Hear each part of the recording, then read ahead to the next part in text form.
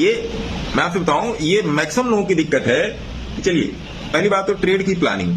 दूसरी बात, अगर आप इंट्राडे कर रहे हैं तो बुलिश ट्रेंड का टर्म क्या है, बुलिश है या बियरिश, है ना। मैक्सिमम लोगों की आदत यही होती है कि जब ट्रेड ले लेते हैं तो अंदर से एक आवाज आती है कि अपन को डर लग रेला है, जैसे देवांश जी को लगता है। इनका 100 में से 99 ट्रेड सही होता है, मैं मुंह पर बोल रहा हूं, 100 में से 99 ट्रेड सही होता है देवांश जी का, लेकिन इनके साथ भी वही दिक्कत है कि अपन को डर लग रेला है ना।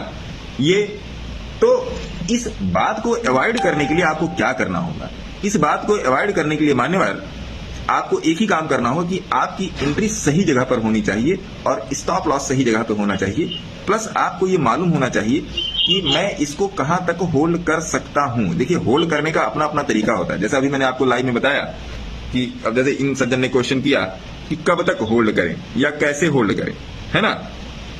तो हर चीज का नियम है, हर चीज का नियम है। कोई स्पेसिफिक स्ट्रक्चर आप फॉलो करते हैं, स्पेसिफिक मूविंग एवरेज आप फॉलो करते हैं। जैसे अभी कल उस दिन वीना मैडम ने बोला कि मैं 9 की मूविंग एवरेज फॉलो करता हूं, तो 9 की मूविंग एवरेज यूनिवर्सल है। आप 15 मिनट के चार्ट से लेकर अगर आप महीने भर के चार्ट तक देखेंगे तो 9 की मूविंग एवरेज यूनिवर्सल है। 9 की मूविंग एवरेज का जो यूजेस है वो अलग तरीके की यूजेस है। 15 मिनट के चार्ट से लेके आपका 1 महीने तक के चार्ट पे काम करती है, लेकिन हर टाइम फ्रेम पे उसके यूजेस को समझना अलग अलग है ना।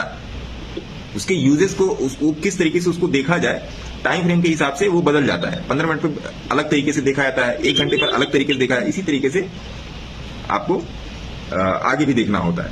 तो ये वाला जो सिस्टम है कि डर लगता है, तो डर आपका तभी खत्म होगा, डर आपका तभी खत्म होगा जब आप उस सेटअप के थीम को समझेंगे कि उस सेटअप का थीम क्या है। जैसे मैं आपको हमेशा बताता हूं बोलिंजर बैंड, अभी भी हम लोगों ने इस पर ट्रेड डाला, बोलिंजर बैंड पर हम लोगों ने ट्रेड डाला। एक हेज पोजीशन अभी चल रही, अभी इसमें क्या लॉस प्रॉफिट चल रहा है, अभी ये 37 रुपए के लॉस में। यहां पर आपको डर नहीं लगेगा।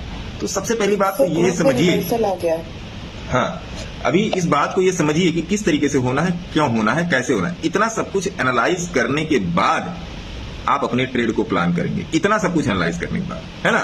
तो ये आसान प्रक्रिया नहीं है ना। ये सबसे कठोरतम व्यवसाय है इजी मनी बनाने का, समझे साहब।